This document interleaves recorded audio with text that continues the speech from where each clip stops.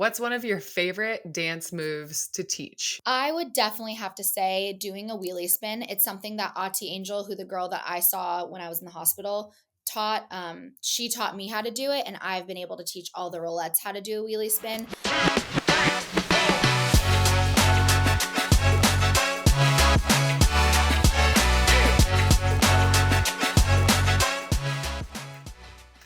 Welcome to Champion This with Brianna Salvatore Dueck and Chelsie Poppens, where we share the incredible stories of athletes and entertainers who are using their platforms to create positive change in the world and the communities they live in.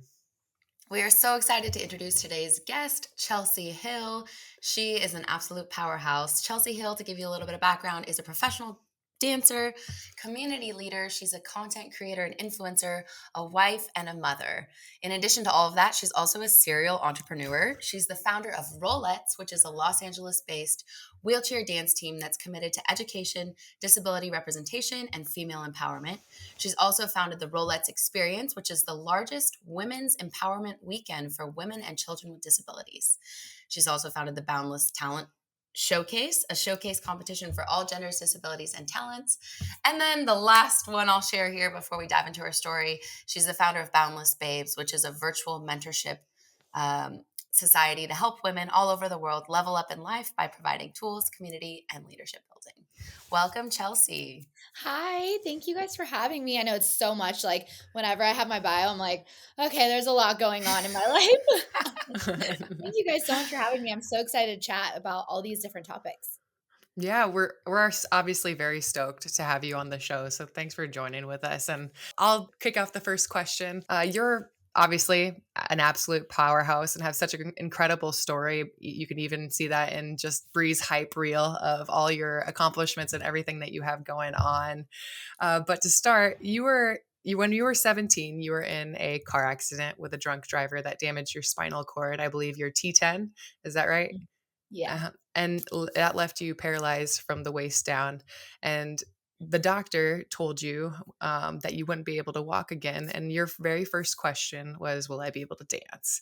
And so in like, with everything that you have going on and all of the good, wonderful work that you're doing today, I would love to hear a bit about how and why dancing is such a huge piece to your story and what it means to you.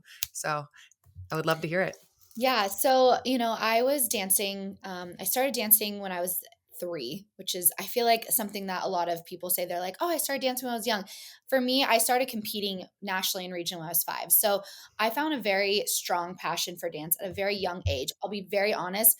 I'm not the type to sit at a desk and learn. Like, I'm not like I didn't do very well in school because I'm a Yeah. very like, hands-on learner. I like, visual things. So I knew I wanted to be a dancer at a very young age. I knew I wanted to move to Los Angeles, be a backup dancer, go on tours.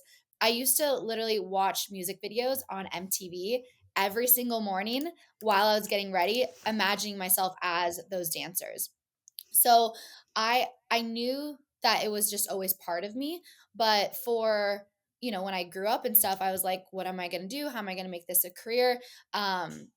I think about it now, and I think about how my life has changed, dramatically. And when the doctor told me I was paralyzed and said, you're never going to walk again, first thing I said to him was, okay, well, I don't just walk, I'm a dancer. Like, Mhm. this isn't possible. How does someone go from walking one day to then waking up and not being able to feel their legs to then hearing that they're never going to be able to walk or feel their legs? That to me, I was like, first of all, I'm going to be that miracle that gets them and walks out of here, because that's what you saw on TV and that's what you see in movies. And two, I also want to have a family. If I can't feel my legs, can I have children? That was my second question. So, I didn't know what life was going to be like as a wheelchair user, but I did find my passion of dance again. My dad brought in a laptop while sitting in the hospital bed, down in like the rehab level, trying to figure out how to like get my shoes on and get dressed and be independent so I could leave the hospital. And he sat this computer down on my lap, and he goes, "Hey, I just want you to watch this video on YouTube." And I was like, okay, like, I don't know what this is. And it was a woman dancing in her wheelchair with Snoop Dogg on stage. And I was like, Amazing. Yeah. what? This Hey, is this is crazy. Like, this is really cool. So my wheels start turning, and I'm like, the dancer in me, it's still in the hospital, was like, well, that's cool. I would do that different. So my wheels started turning. I was like, okay, so that was the first glimpse I ever had of someone dancing in their chair. Literal wheels started turning. Yeah. Yeah. No, That's amazing. So Chels, just to dive into that a little bit further, we know in 2011 you actually were invited to be a member of Sundance Channel's Push Girl show, Mhm. which is an award-winning TV show. Um, was that like so there was this jump, you started wheelchair dance and then you got invited onto the show. Had you already been kind of really diving into wheelchair dance? And then how did you get recruited to be on the show? What was that experience like? Would love Mhm. to kind of understand that bridge to Yeah. how you got on to be a member of the show. It's so interesting because that, like, is a perfect segue to this, because that woman I saw on the computer when I was in the hospital, I then end up, like, maybe 9 months to 8 months, 9 to 11 months after my injury, I went down to an event down in Los Angeles. I was living in Monterey at the time. My dad and I drove to Los Angeles, and we got invited to this, like, big, really cool event in Beverly Hills that raised money for people with spinal cord injuries. And I'm sitting outside of the hotel, and this woman drives up and gets her chair out of the car. And I'm like, wait, I know that chair. I've seen that chair. And it was the same woman I saw dancing with Snoop Dogg on stage. And I was like, Wow. oh my God. And I full on fangirled, Yes. went into shock. And I was like, Dad, that's her. And I was like, I don't want to Yeah. say anything. I was so nervous. So she gets out of the car. My dad walks up to her and goes, hi, my daughter's a big fan. I would love for you to meet her. She comes over, talks to me, and she goes, "Hi," and her name was Auntie Angel. And, um, that moment changed my life, honestly, forever. And I was like, "Hi, I used to dance." And she looked at me, she goes, "Once a dancer, always a dancer." And I was like, Yes. someone gets it. So she actually used to be a Yeah. professional dancer, with all, like, the big rappers back in the day. And so then she got in a car accident, still was dancing. So that then led into, they were actually pitching a reality show about four girls in wheelchairs and how they lived their lives. They needed someone who was newly injured. She asked me, "Hey, do you want to come down to LA again? And do you want to meet these people?" Long story short, I met with the producers, and they were like, "Hey, you're a missing link. We need a fresh, like, Yes. newly injured girl to, like, give their perspective." And I was like, "Okay." Had no idea what I was getting myself into. We ended up having two amazing seasons on the Sundance Channel, just sharing our lives, about dating, about me figuring out how I'm going to be a wheelchair user, figuring out the love of dance, figuring out relationships, traveling. And it was the most amazing experience. And it's the only show about people in wheelchairs that has ever went onto, like, mainstream media. So that was a huge turning point. And in second season, I started my own dance team. mm, mm. Wow. Is that you starting the dance team? Is that also featured in the show as well in Push Yeah, Girls? so when I first started the team, it was called Team Hot Wheels, and then it Yes. transitioned to, like, Walk and Roll Dance Team, and then now it is what it is today. I love your dad already. And he Yes, seems we like love your dad. he seems like a phenomenal guy just to be able to just, like, be there for you, support you, and kinda just, like, inspire you and continue to motivate you after obviously that life-changing event. I love him, so I just had to say He's that. my rock. He's my But you rock. also mentioned the role of media and the importance of representation of Mhm. individuals with disabilities in the media. Can you expand on that and how important it is for there to be shows like this, shows like the Push Girls? Mhm. Yeah. It's so interesting. I feel like I did grow up in a very small town, but I grew up in a very, like, I think, sheltered area, because I didn't realize, in high school, how important representation really was, because I was Mhm. a person with a I didn't have a disability. I had no idea what that meant. When I looked at the TV, I saw people like me. I could relate to those people, those actors, the people in the music videos, like, I saw myself in them. Then becoming disabled and looking on the TV, I've realized over time that I don't see anybody, really, enough Mhm. people that are like me. And imagine being a young girl, and your brain's developing, and you're watching TV, and you don't see anything like you, and you don't Yeah. see anyone that of anyone that you want to be like.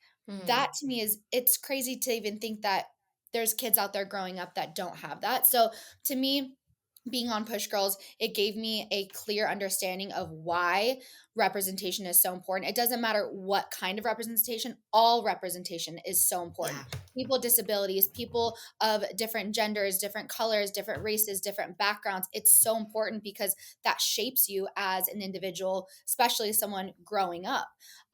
So Mhm. I was kind of put on this pedestal just naturally with the show and being the Yep. first reality show about women or people in wheelchairs and how we live our lives. We won Critics' Choice Award. Like it was groundbreaking for our community. And I'm Yep. so sad that there's been nothing since then, but I'm really hoping and praying that in the next few years, there's another show that comes out on mainstream television about people with disabilities. It's so important. Yeah, 100%. Well, we're hopeful that you can launch that next show, Chels. Expecting big things. Let's make it happen. But no, I hear you. It's interesting. I think Chelsea Poppens, Pop and I, in terms of just even like playing basketball professionally for so long, women's sports have received really no love. We only receive 4% of all media coverage. That's changed now to 15. But when I was a little girl, like I never saw women on TV playing sports.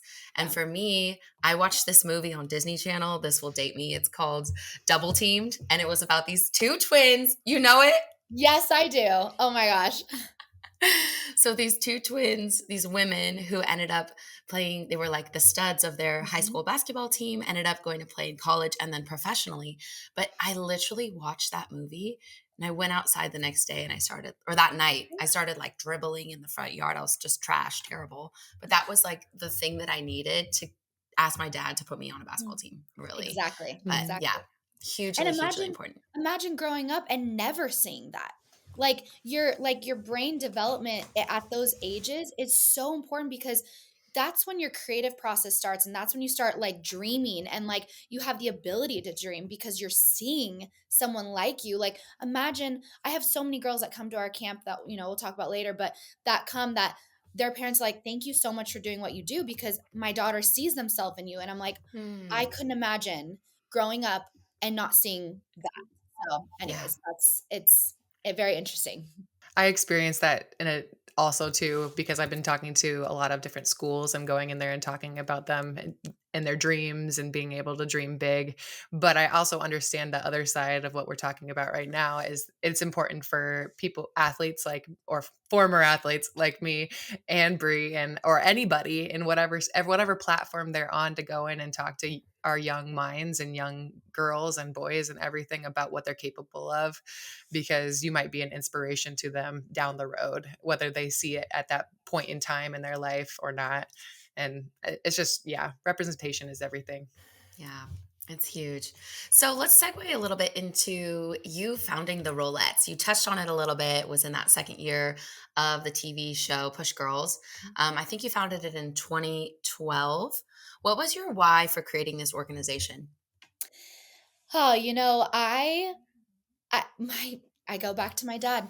My dad, it was in the hospital and it was like right after my accident happened and I was like, "Dad, why me? Like why? I had so many dreams of what I wanted to do. Why me?"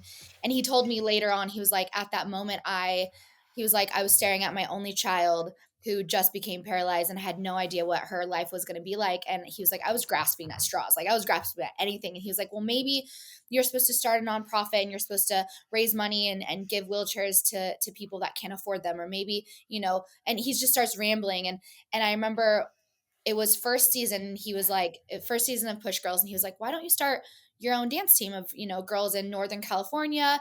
And I was like, I can do that. Like I can start a dance team. And he was like, you've always wanted to have your own dance team, you always wanted to have your own dance studio, like why not? And I was Yes. like, okay. So I reached out to girls during first season of people that just found me on social media because of the outreach that we had. And I was like, hey, you want to come to my hometown and dance? And I lived in a small town called Monterey. And all six of the girls that I reached out to said yes. And I was like, okay, like Wow. these girls actually want to hang out with me. Yeah. And that's really when it started. And it purely started out of me wanting to find other girls that were my age, that were just like me, and I also wanted to prove to my community at the time of Monterey that, hey, I'm not the only person in this world that's young, newly injured, that made a mistake, and it has a spinal cord injury. I wanted to show my hometown that there's more people like me. And so we rented out like a dance studio. My dance coach, who was like one of my really good friends, she came in and taught us some routines. We rolled around Target. Like, we made a statement in my hometown that, like, there's not just me. It's not just Chelsie Yeah. Hill that is a spinal cord injury. And that's really why I started, is because I wanted friends. I wanted Yeah. community, and I wanted to feel a sense of normal again and not feel like I was different. And I wanted people I could relate to. And that's how the whole idea and movement of Roulettes really started. And that one camp we had back in 2012 is what kept us coming back. And at the end of that week that everyone was there, they were literally sleeping on my couch and my on the floor on, like, it Yes. was so cool.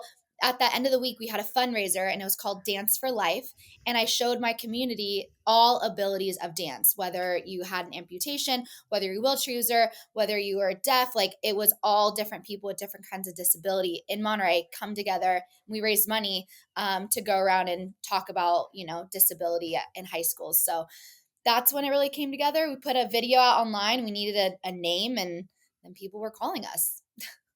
Mm. Wow. Wait, so when you put the video out online, you needed a name. Did you come up with your Yeah. own name, or did So people like comment and say this is the name we want for Is we it y'all? is this actually one Hot Wheels? This is the Yeah, Hot this Wheels' is when initial Hot name? Wheels. Yeah, yeah. We so when we had the program for the Dance for Life show, my dad was like, "You guys need like a name to put on that you guys are going to be in the program." And I was like, Mhm. "Okay." So we all came up with like the name Team Hot Wheels and then put that in there. And then we're like, "Okay." We put videos online. We're like, "Team Hot Wheels performance." And Yes. then that's when it kind of like spread throughout the community. So yeah, That's tremendous, and it all started with a why not mentality, like, "Why not? Why not just yeah. do it?" It And sounds that's like it just exploded from there. Yeah, and that's something that, like, I definitely pay a huge tribute to my dad. He's always been the person that's been like, "Why not? Just try it." And I'm like, Mm, "Okay, great." love that. Mm. Now with the Rolettes, are you all so did you like immediately start going on the road? You started putting content out? Like how did the organization grow and what kind of things did you do as a dance team? So in the beginning, in the first like 4 years, 2 years actually, the first 2 years, we really did a lot of speaking engagements at high schools. That was like our big thing that we were doing, is we were going into high schools with our nonprofit my dad and I started, which was called Walk and Roll Foundation. And we were going in speaking about drunk and distracted driving. So that was a big thing that we would do, is we'd go in, we'd tell our stories, some of us that were injured, in different ways, and then we would show a performance. So it would show like triumph over tragedy, like overcoming your disability and showing that like this quote unquote limitation isn't going to stop us. And that's really what we started doing. So then we started posting videos about that, and then we got asked to perform at galas and fairs and community events and stuff like that. So really we literally did everything and anything, and we did it a lot for free. That was when we were just kind of like, okay, like, we'll do whatever, and it was just really for Mhm. fun. It wasn't anything that we really thought was going to turn into like a business or a career at that point, especially the first 2 years. And then in 2014, I decided to make the leap and move to Los Angeles and focus on my career as a dancer with a disability here. And that's when Instagram kind of really started doing videos, and I was seeing all these able-bodied dancers, people with not, no disability. They were showing all these cool dance videos, and I was like, I want to do that. And so I would take classes with, other people that didn't have a disability, and I was the only person in a chair going to these classes, which was bittersweet. It was so hard, but I really wanted to take my career and prove to myself that I was still that dancer that was inside me, even though I looked different to everyone else. And you talk about how kind of social media was taking off at that time. What what surrounded your choice to lean into content creation and branding yourself and the Rolettes, and like how did you decide to really embrace it and lean into social media to capitalize on everything that you wanted to do, everything that you were inspired to do, and what the long-term goals of what you were trying to achieve? I'll be honest, I had no idea what I was doing. I I had love it. no I love idea. Yeah. it. It wasn't like, because honestly, At the time and now, there is no like playbook on how to start a business as a woman with a disability in the arts. Mm, There's no play-by-play book, there's no how-to tutorial, and it's been honestly, since 2014, it's been trial and error. Like, mm, luckily at the time, like, I was seeing all these dance videos, I was going to the same choreographers' classes over and over, building those relationships and building authentic relationships with choreographers and knowing what choreographers to go to and what choreographers to not go to. Like, the mm. people that wanted to support me and wanted to see what I could do, and the people that were like, we're gonna just ignore this girl in a chair. Like, it really took a while, and it's a slow growth, but at the time, like I said, like, people were doing these like concept videos, right? Like, where Yeah. there was this video, that a song that came out, and they would put this idea to it and then film it, and then it would just go viral. Well, I had an idea. um I wanted to get all these able bodies, people with no disability around me dancing, and I wanted to dance on Hollywood Boulevard because I haven't seen it yet. I didn't Oh, see that. wow. Yeah. So I hired all of these able bodied dancers and the choreographer, and we filmed this concept video around me pulling up to Hollywood Boulevard, getting out of my chair, and then dancing. And we put it on social media, and it went viral. Like, Yeah. now this picked it up, all these huge platforms picked up, and I remember Bria and I, one of my best friends, sitting there watching the numbers just grow. And I was like, oh my God, million, like almost 8 Wow. million people watched that one video. And that's when I was Wow. like, oh, like, there's traction here. And I Mhm. always had this idea of having this wheelchair dance team, that was always the plan. And then building this camp, every year. And I'm a true believer in slow growth is what's going to make you win. But then in that also is like balancing the whole turning your passion into a business is also really hard, and balancing all that. But yeah, it really started with that one video. Yeah, that's incredible. And I know you've worked with some big time dancers as well. I think you've even given some classes together with some names like Matt Stefanina, among others. Yeah. So can you talk to us a little bit about some of those really cool Yeah. dancers that you've gotten to work with and collaborate with and tag team with? Yeah, it's, I being a new person in the dance community, it is hard to get into. It is hard to build those relationships. There's so many times I went to dance classes where I didn't talk to anyone because I was just so nervous, and I just went in to train and leave. And there's been so many times where I'm like, I wish I could do a collab with someone, but I never felt like anyone wanted to, and Mm, then I knew for myself, I was like, I just want to focus on getting really freaking good. So people want to dance with me and not hmm. the other way around. And so I Yeah. trained at the same choreographer classes every single week for years. And then I started getting really good, and I started like really being able to adapt my choreography to make it look so incredibly similar to the able bodies around me.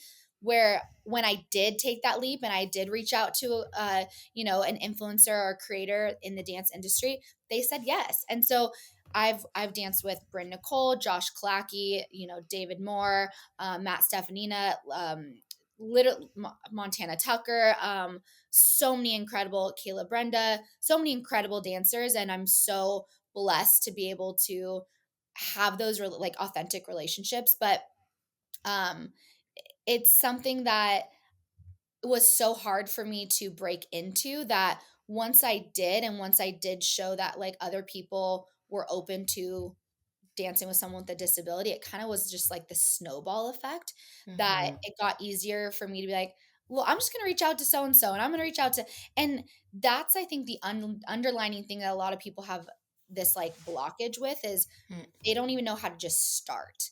And I think once you just say, F it, I'm gonna go for it, I'm gonna start, like, then it's this like ripple effect that it just gets easier. So yeah. I think also the more and more you vocalize the things that you're trying to do, the more you attract the kind of people that want to help you build or will end up helping you build what you want to build. I guess it's more just it's a scary thing to vocalize goals that are unseen and your dreams and the things that you want to do because it's nobody's ever done it and so Mhm. nobody knows how to do it, but just the fact that you can actually say that you want to do it and then for you, you actually did it, I think is so mind-blowing and so inspiring, so love it.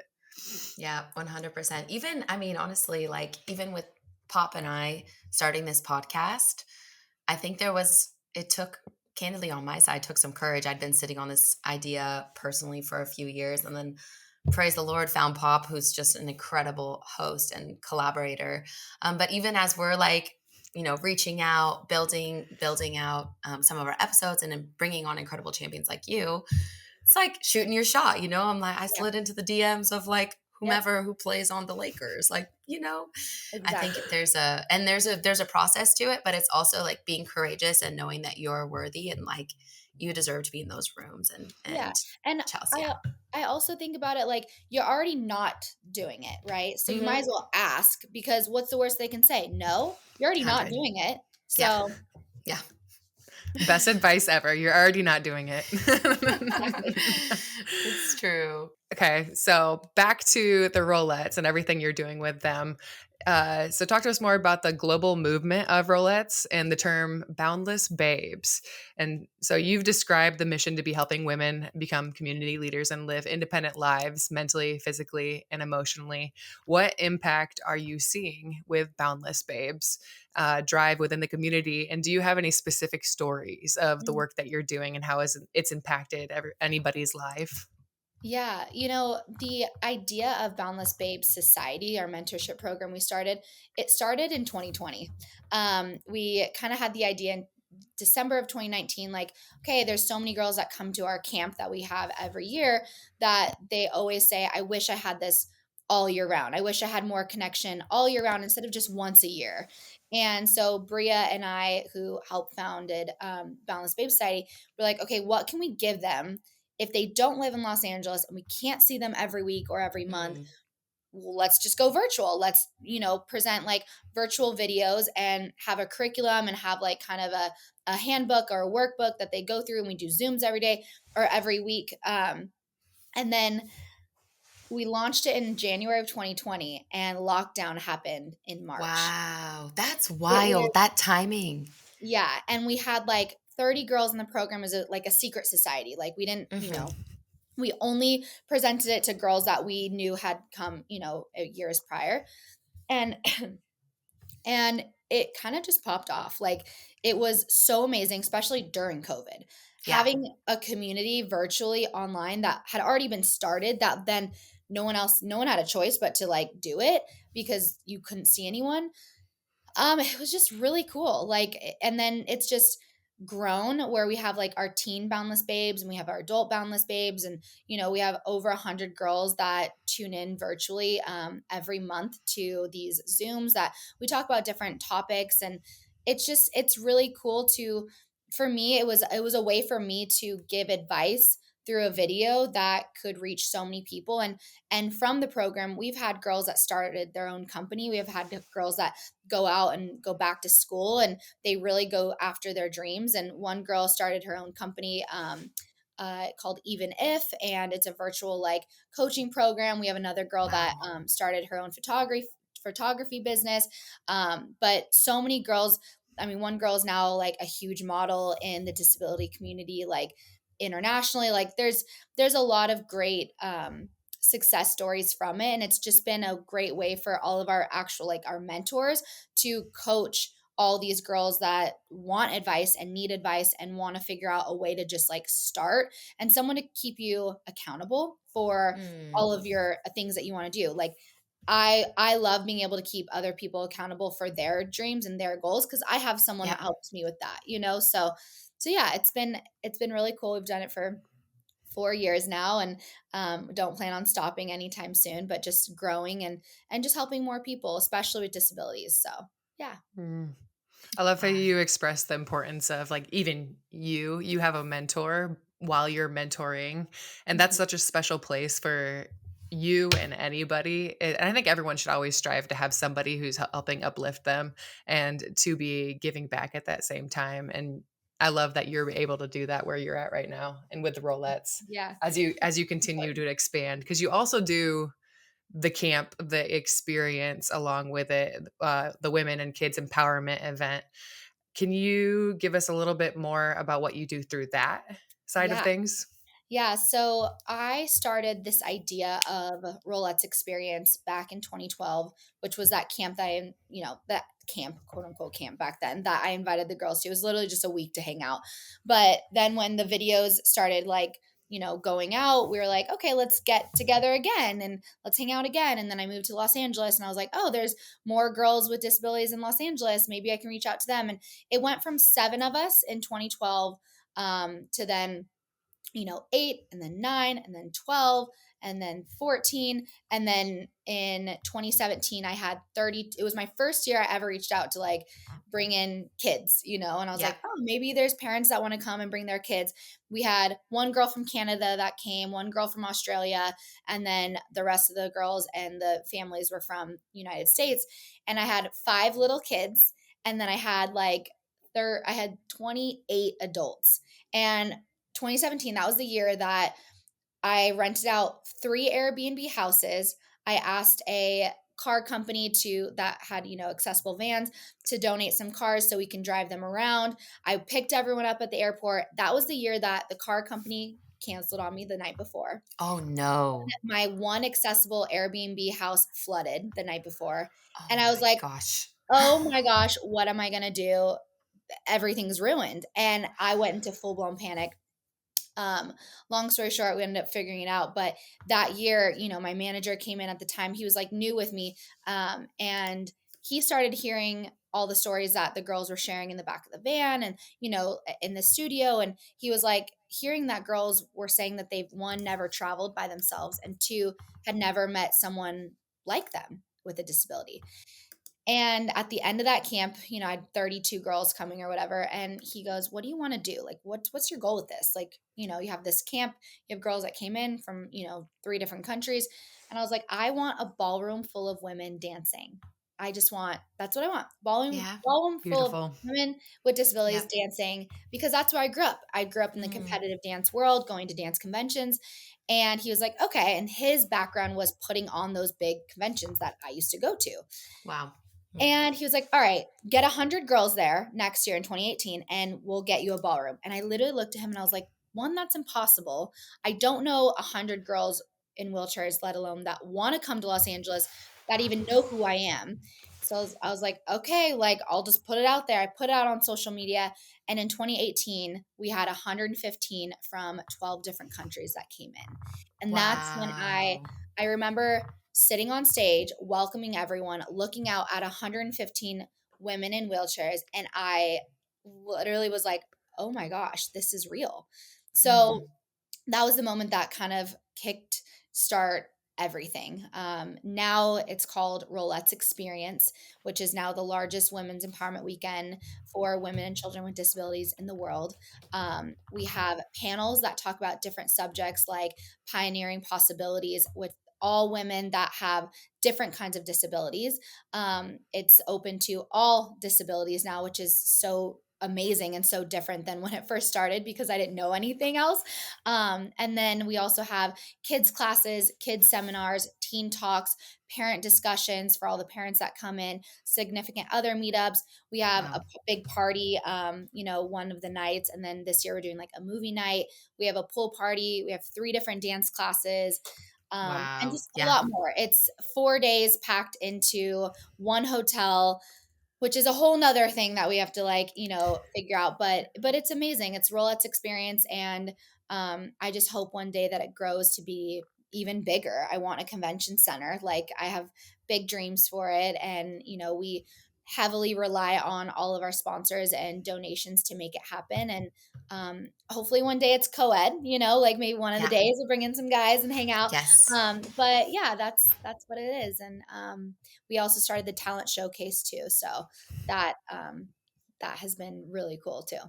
So cool. Is that talent showcase like end of Roulette experience? Let's kind of show off our stuff. Let's show what we've learned. So it's actually the beginning, which Okay. I think one day we are going to push it to be at the end, but it is actually the beginning. So it's called Boundless Talent Showcase, and it's open to all disabilities, all gender, all ages. And we started it.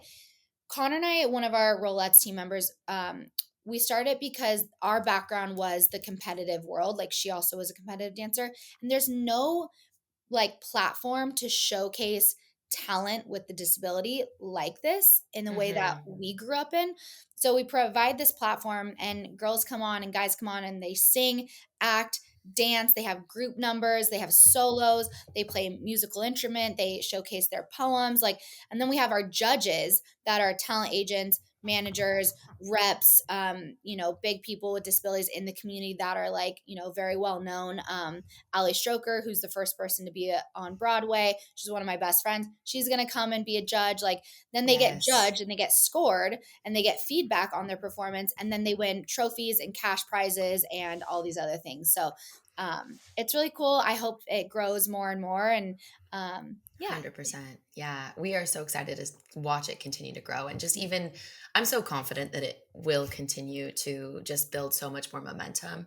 Even hearing your story and like how you've evolved and the work that you've done has evolved, and just how awesome it is and how much it's needed, right? We see the Paralympic movement and that's growing so much, but I think on the dance side, sometimes the entertainment side, we don't have as many avenues where individuals with disabilities are really shining and doing their Mhm. thing, and it's just so cool to hear more about that work that you're doing. We love it. Thank We're in you. your corner.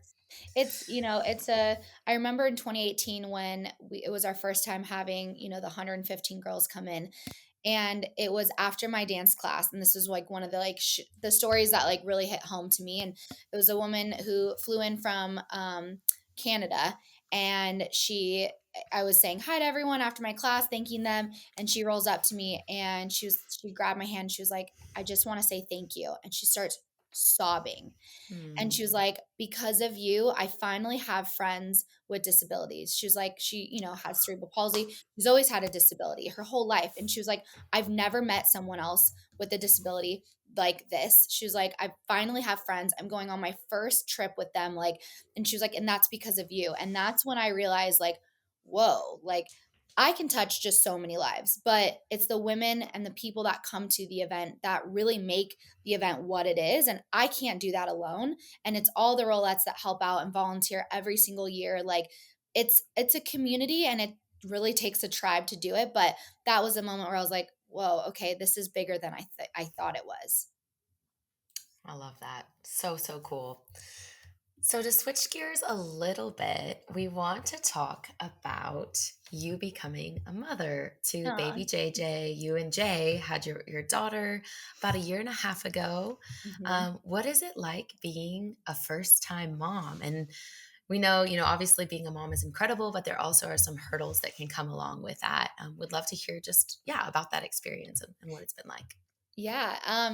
Jay and I have always wanted to be parents. And it's it's so interesting because, growing up, I always pictured being a mom and being a mom in a certain type of way, being a mom without a disability. That was never something that, like, having a disability and being a mom was never something that I was like, oh, I could do that.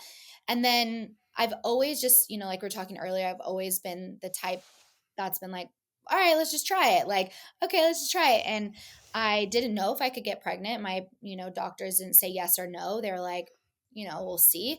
And my husband and I got married, and we're like, okay, well, we want to start a family. And so we were trying. And when we got pregnant, we're like, okay, this is real. This is happening. Like, what do we do? And we really just took it every single day, just like as it was, and took every hurdle every day, like as it was. And I think that's just the best thing that you can do. I worked out twice a week at 7 a.m. my entire pregnancy, up Amazing. until I was Yes. Goals, 37. girl. Yeah, I'm trying literally, to do that. it was something that I just was like a routine. And I worked out up until I was 37 weeks pregnant, until I went to that doctor's appointment. She was like, you don't have to work out. Like, you can take a break. And I was like, oh, okay. Like, I was just like in the motions of it. And, and then gave birth. And that was something that you can't really plan for. You can have your like birth plan, but my birth plan did not go as I wanted to. And Some of that the best advices I hear from others is don't even have a birth plan. Yeah, like, have an idea and just, like, go in, like, go with the flow because, the baby in your body is gonna have a whole 'nother plan that you can't really plan for. And that was a struggle for me. I ended up having to put to sleep for my birth, and that was something I've never heard of a paraplegic having to do. And so that was very unexpected. And that really like hurt me a lot. Something that I still deal with today.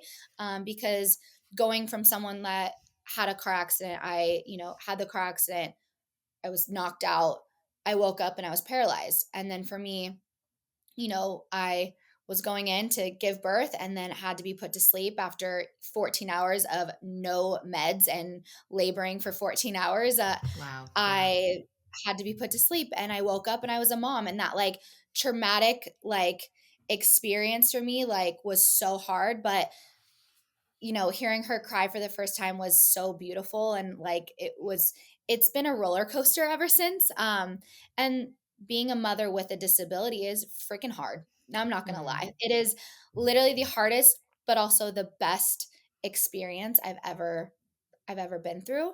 mm, And so, every day is different. Once I feel like I have a routine with her, and like, she was a newborn, I'm like, okay, I have my routine. She learned something new. She's rolling over. Okay, then we have to adapt the crib. And then how am I going to do it? And then she learns how to stand up. And I'm like, okay, now we got to start baby proofing. Now she wants to walk. Like, and now I have to figure out how to pick her up from the floor from my chair. It's been a roller coaster, but I mean, I would do it 10 times over to have 10 versions of her. She's the best baby mm. ever. And every day is just different, and we just adapt. And I think that's the beauty of people with disabilities, if we learn how to adapt. And yeah, we're very strong individuals. Mm, mm.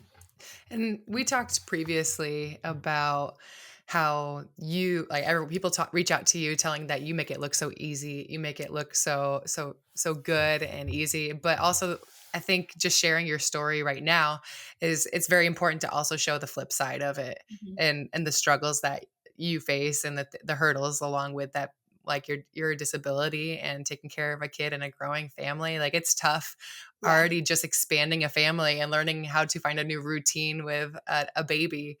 But it's so important to share those stories. So thank you for it being is. vulnerable. Thank you. And it's hard, I have to remind myself like that. I have people that say, "Oh my God, you make it look so good. You make it look so easy." And I'm like, dang, like I don't want to make it look easy. I want to show like Mm, the fun, funny side. I want to show like me and Jay, and but I also really want to show the raw side of things. And right. sometimes that is hard for me as a creator because I am so like everything is so structured in my life. It has to be. I have help. I do have a nanny. I do have people that come in and help me with my business and help me just keep my life afloat from behind the scenes. That it is hard for me to open that door and show that side, but there has been a lot of times where I do show that raw side, and I want to continue doing that because I do want people to see that it isn't easy, but it is worth it. And so, Mm, yeah, it's just that constant reminder that like I want to show that raw, authentic side of me, but I also want to show like the funny side and like the fun side and the beautiful side. So it's yeah. it's just a balance. Yeah. Yeah. Yeah. I would love to hear about your relationship with Jay and how that has grown in this experience too, of him supporting you in this and you supporting him. The emotional roller coaster of it is there Yeah. anything, any story, funny stories or things that you guys have experienced together through this? I mean, just last night, honestly. Like there's so many things that I could talk about, but you know, having an interable relationship is really hard because the other side, your partner, has no idea what it feels like to wake up every single day with a disability and choose to get up and choose to get out of your chair and choose to get out of bed. And right now I have a hurt shoulder. I tore it, and my wrist hurts. I have mommy wrist. Like, choosing to get up and take care of her every single day, and having a partner that you can lean on, like it is a lot for him sometimes and it is a lot for me. And having that balance is a struggle that, we go through every single day as an interable couple that no other couple really can relate to. So there is the pros and cons of, of what we go through, but like it is a struggle. It's not easy. But having that open communication is something that we have to fight for every single day. And some days we don't have it. And some days, it's easier and some days it's harder. And my schedule's crazy. And, Yeah. he's transitioning to a new career. But even just last night, like our daughter did not want to go to sleep, like at all. When we put her in her crib, she'll knock right out and she'll just go to sleep. Yeah. She's such an easy baby. But last night, y'all, She had she an identity crisis. she wanted to party. She I was had like, that big listen. energy. Let's And go. my husband and I we're like, what do we do? And he was like, do we just like let her kind of like figure it out? And I was like, no, I can't do that. Like, so, she came in bed with us. We don't sleep because she'll just want to like go in her own room. But she slept in bed with us, but she literally did not go to sleep for like an hour and a half, just blah, blah, blah, blah, blah, talking. And we were like, is she okay? Like, what is going on? And like, as new parents, we're like looking at each other like, what do we do? Like, he Right. had to wake up early. He had to wake up at 5 today. Like, Oh I my knew I had gosh. her in the morning by myself. I'm like, I'm gonna be tired. Like, Yeah. I knew I had things I have to do. So every single day is so different. And Mm. being parents and being in an interable relationship, like you just have to go with the flow and take the pros as they come, take Yeah. it and just adapt. And it's just something every day is different, especially with a Yeah. baby, a toddler. Totally, totally. But you two just sound like such an incredible team. And I think having someone who really does have your back and is there to Thanks. champion you and like uplift you, and you do that Thanks. for him, and the love that your daughter feels as a result of that as well. Like, it's so, so, so cool. So a couple more questions here, but wanted to just ask, are there any exciting projects that we should be on the lookout for in the upcoming year or years? Obviously, Roulettes Experience and Boundless Talent Showcase is happening July 11th through the 14th here in Los Angeles. I do have a really exciting project that I unfortunately cannot talk about, but it will be happening August, September. Really Okay. excited about that. But honestly, like my biggest focus right now is Roulettes Experience. The first half of the year is the planning process, gearing up for it, and then the next half of the year is planning for next year. But yeah, I mean, you can always like follow along on my journey on social media. I literally share almost everything that goes on. But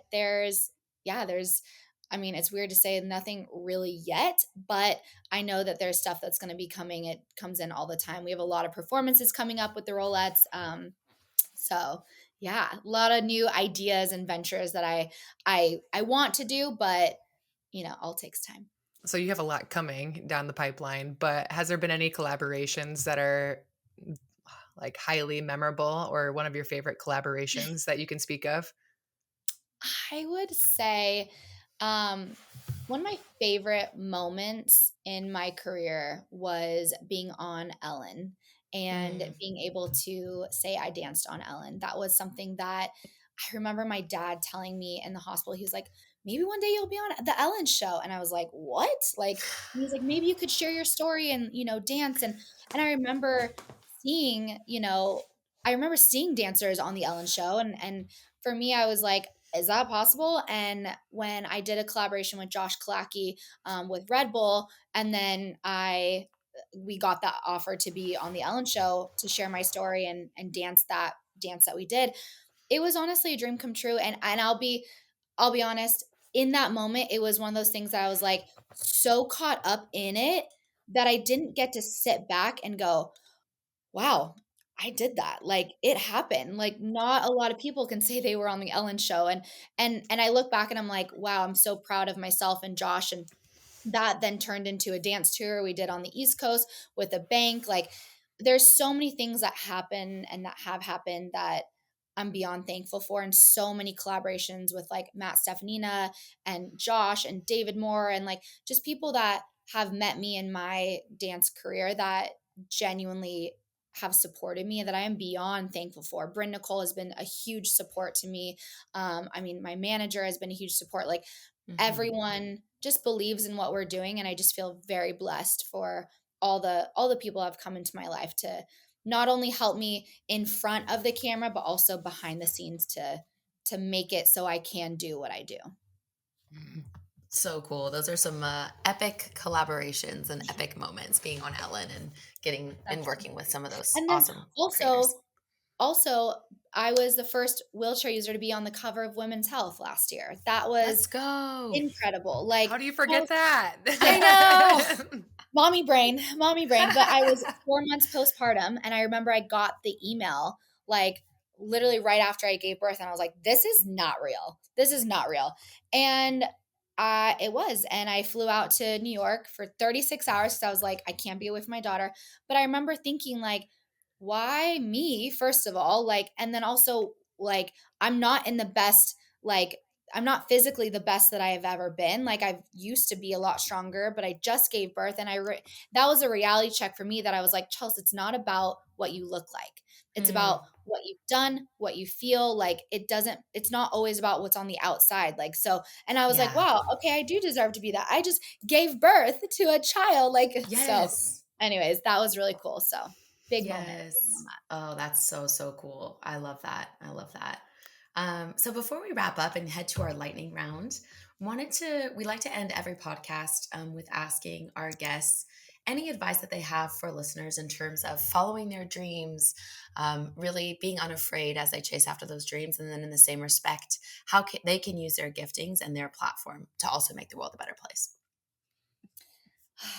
Um, I would say the advice that I have would be just try. That is something that I'm so thankful that my dad instilled into me at such a young age, to just go out and try. The worst thing that can happen is you don't make it, or you have to try again. But I feel like I said earlier, you're already not doing it, so you might as well try. The worst thing that can happen is you don't do it, and then you just try again. I think there's no really such thing as failing. I think it's just learning. And there's no one out there doing what you want in the way that you're going to do it. Anyone can start a wheelchair dance team, but not everyone can do it the way that I want to do it. And everyone's ideas are so valid, um, that and so unique, that you might, even if someone's doing what you want and doing it similar, still do what you want. If it's, creating a dance team, or going out for a basketball team, or creating your own basketball team in your town, or your own sports team, like, just try. Hmm. Because no one's going to do it like you, and there's only one you. And I know that sounds so cliche, but it's so true. And that's the biggest thing that I've learned is anyone can do what I'm doing, but no one can do it the way that I want. I love it. Mic drop. Boom. Best advice. All right, so we're in the lightning round. Pew, pew, pew, pew. These are quick questions. You got about 30 seconds to answer.